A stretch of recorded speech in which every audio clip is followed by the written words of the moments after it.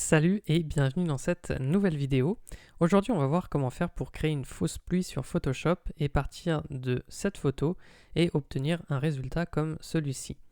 Alors, pour ça, on va ouvrir la photo qui nous intéresse dans Photoshop. Vous pouvez prendre celle-ci ou une autre, peu importe. Alors, je vais simplement redimensionner la mienne en allant dans Images, Réglages, Taille de l'image, puisqu'elle est un peu grande. Alors, je vais mettre 2000 par pixel, 2000 pixels par 1300 et quelques, admettons. Donc je vous ai mis le lien de cette image dans la description si vous voulez réessayer avec celle-ci. Et donc ce que je vais faire, c'est que je vais créer un nouveau calque. Et je vais prendre ici mon outil rectangle de sélection. Et je vais dessiner un rectangle à peu près comme ceci. Ensuite, je vais prendre le pot de peinture. Je vais vérifier que je suis bien en noir. Et je vais faire un clic dedans pour le remplir de noir. Je fais Commande D ou Ctrl D sur PC pour désélectionner. Et à présent, je vais aller dans Filtre. Je vais choisir Pixelisation, Pointillisme. Ici, je vais rentrer une valeur, donc ça dépendra, je crois que ce paramètre va dépendre de la taille de votre image. Donc ici, pour une image de 2000 par 1300, je vais choisir 5 pixels, alors c'est pas des pixels, mais c'est une valeur, donc je vais choisir 5. Je vais faire OK pour obtenir ce type de résultat. Et je vais passer aussi dans l'option seuil, ici, donc dans Image, Réglages, Seuil. Et je vais déplacer ce curseur un petit peu vers la droite pour avoir un petit peu moins de blanc. Alors voilà, je peux plus ou moins exagérer l'effet, ça jouera un petit peu sur la pluie finale. Vous pourrez faire des tests par vous-même pour vous rendre compte. Bon, ça n'a pas forcément une grande incidence puisque ce qui va surtout jouer, ça va être le flou que je vais mettre dans un instant. Donc je fais OK et puis maintenant je vais faire Commande T. Et là, vous voyez que j'ai des poignées sur les côtés et je vais redimensionner mon calque comme ceci. Voilà, je le mets sur le document. Et je le mets en grand comme ceci. Alors, je valide en faisant entrer et je vais changer son mode en superposition.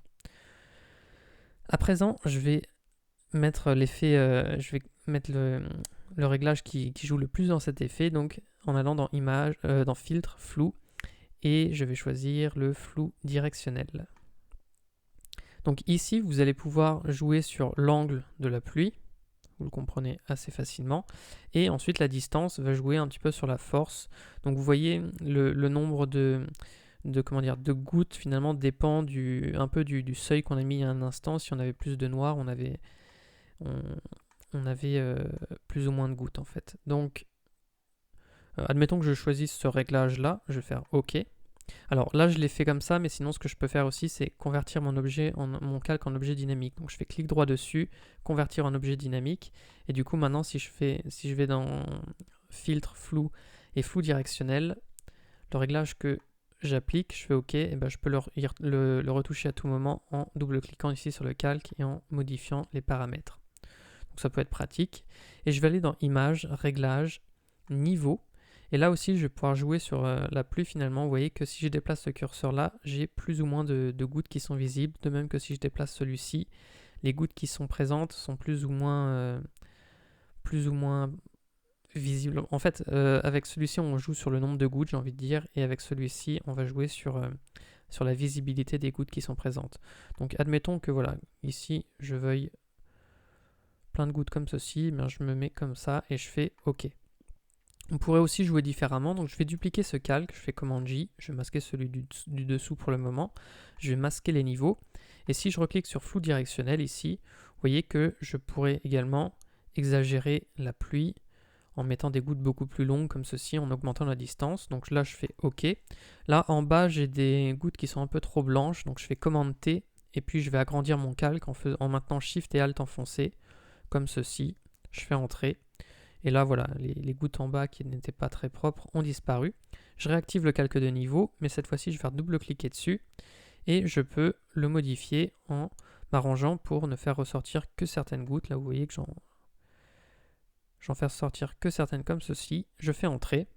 Et là, si je remets mon calque en dessous qui est visible, et celui-ci, bon, ça permet de créer vous voyez, des gouttes assez irrégulières, ce qui peut faire quelque chose d'un peu plus naturel. Bon, après c'est pareil, donc si vous trouvez que certains calques sont trop visibles, donc vous pouvez rejouer sur les niveaux, ou après vous pouvez rejouer également sur l'opacité de vos calques.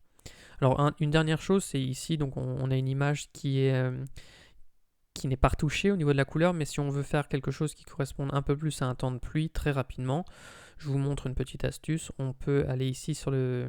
Donc je me place en dessous, sur mon calque du dessous. Je vais ici dans les réglages, créer un calque de filtre photo. Ici, je vais choisir un filtre refroidissant. Alors je choisis le dernier qui est là.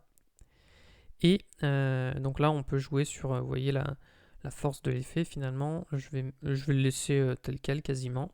Et puis, je pourrais également mettre un calque de correspondance de couleurs, charger un profil, par exemple Fuji Eterna. J'avais testé celui-ci il y a un instant. Et je le passe par exemple à 50%. Et là, en quelques clics, si je groupe ces deux calques, voilà, vous voyez en deux calques, avec deux calques de réglage, on arrive à créer une ambiance peut-être un peu plus tournée vers un temps pluvieux. Et si je groupe tout ça pour voir l'effet avant-après, on voit qu'on a créé une fausse pluie sur Photoshop. Donc voilà, c'était tout pour ce tutoriel. J'espère que ça vous aura plu. Si c'est le cas, vous pouvez mettre un like et vous abonner à la chaîne. Et puis si vous avez des questions, vous pouvez les poser en commentaire. Sur ce, moi je vous dis à bientôt pour de prochaines vidéos.